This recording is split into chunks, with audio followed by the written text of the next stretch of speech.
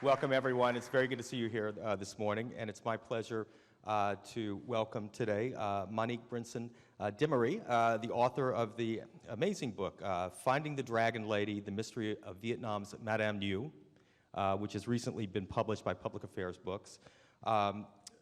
Demery holds a master's degree from Harvard University in East Asian Regional Studies, and when she made contact with Madame Nhu, who was the unofficial First Lady of the South Vietnamese government in 2005, you were the first journalist to interview her in almost 20 years. And Demery is based in Chicago, and we're happy to welcome you, Monique.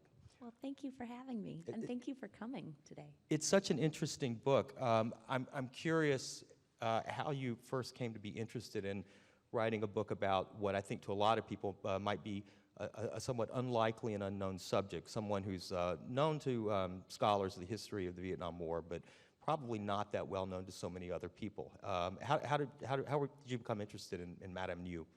Well, it started sort of by omission. So my mother is French and my dad's American, and so Vietnam was always really hard to talk about in our family. It wasn't very clear to me what had happened there, and every time I tried to ask the adults around me, it was too controversial to really talk about. So there was this nagging question of, okay, what happened in Vietnam? And every time I looked at the books, there were the very gory pictures, you know, that you've seen of Vietnam, or sort of the napalm Apocalypse Now pictures. And then, you know, flip the page, and here's this beautiful, stylish, sort of very cosmopolitan-looking woman, and they're calling her the Dragon Lady, or the best is the diabolical sex dictatress. I mean, what is not to be interested in? So I started digging around, and I actually, just out of curiosity, wanted to read a book about this woman because her life sounded interesting to me. Putting the pieces together, I would have known that she grew up during the French colonial period, and I thought, okay, well, someone's written maybe a great historical bodice ripper about this woman. And there was nothing. There was really just these articles from the 60s that had been written about her, and then no biography, no historical fiction, and what I noticed was no obituary. So that led me to think, wow, she's still alive. Alive and somewhere out there, yeah. She was a source of great fascination for writers in the early 60s who were reporting from Vietnam. And there was this, you know, very much of a built-up image of her in the United States. But then after she went into exile in Rome and then later to Paris, she really does kind of disappear from the record. So you had a lot of sleuth work in tracking her down. I did. So I mentioned that there was no obituary. There was no obituary for Madame Nhu, but what I did find right away was no obituary for her parents. Her parents, in 1986, they were living in Georgetown. They made their home there after he resigned in protest from his daughter and son-in-law's government. So they had been living in Georgetown, and in 1986, they were murdered in their sleep by their only son. And I thought, this is real life. This is nonfiction. Mm-hmm. So the mystery really drew me in, and that was the last time Madame Nhu emerged from her sort of self-imposed seclusion to say, you know, this is a family affair. Leave my family alone. And at that time, she was living in Rome, but she was, as you mentioned, back and forth between Rome and Paris during those years. Did you start out possibly, and the parents or the Cheongs? Did you start out thinking about writing about their lives, perhaps, and then she became such an interesting figure to you along the way? Well, I certainly thought there was something there. I mean, their faces looking, you know, they were like 90. I'm going to get the names wrong because I don't have it in front of me, but they were like 90 and 86 or something when they were murdered. And they were murdered, I read, in their pajamas. And that to me seemed so heartbreaking and sad. So I started digging into it. And then what I found was that these lives, these very sort of sympathetic elderly couple, had in fact lived you know, quite a life before that. Madame Nhu's mother was known as the Pearl of the Orient by the French. And in the French archives, when I was digging around there, I found all these references to who she had slept with and why. And then she slept with the Japanese. And I was like, whoa, this woman. And then to sort of further confuse things, she was 14 when she had her daughter. Yeah, it's amazing. 14 years old. So I thought, there's so much contradiction here. And she wasn't just this sweet old lady. She was this sweet old lady who had slept around quite a bit, and but she had also had a daughter at 14. So all of those questions kind of led me to pursue them. It's a very aristocratic family. We need to probably take a step back and just say exactly who Madame Nhu was. She was her brother-in-law, the brother of her husband, became president of South Vietnam in 1956 or 55? 54, he becomes 54, premier. after the Geneva Accords, yeah. Right. So yes, Madame Nhu is sort of the de facto first lady because the president of South Vietnam, and there is a few titles before that, prime minister or premier, but we'll just, for simplicity, call him the president. He was a bachelor, and bachelor makes him sound like he was going to Vegas on the weekends, but he was really very moral. He slept on a hard wooden cot.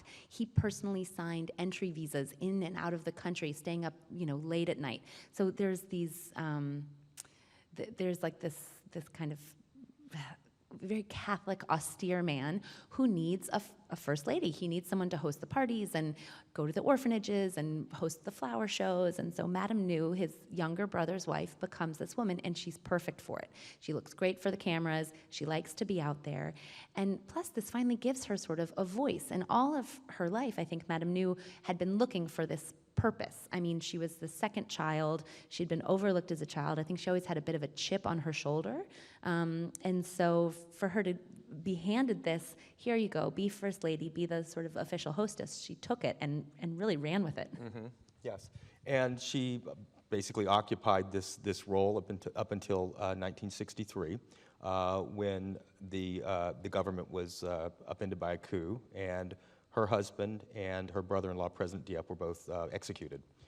That's right. And one more thing, Madame Nhu wasn't just First Lady. She was overwhelmingly elected, by like an unrealistic 99.9% of the population to hold seats in Congress, in their legislature. So by doing so, she was still the First Lady hosting parties, but she could also pass laws. And so Madame Nhu passed these, what she called them, family and morality laws.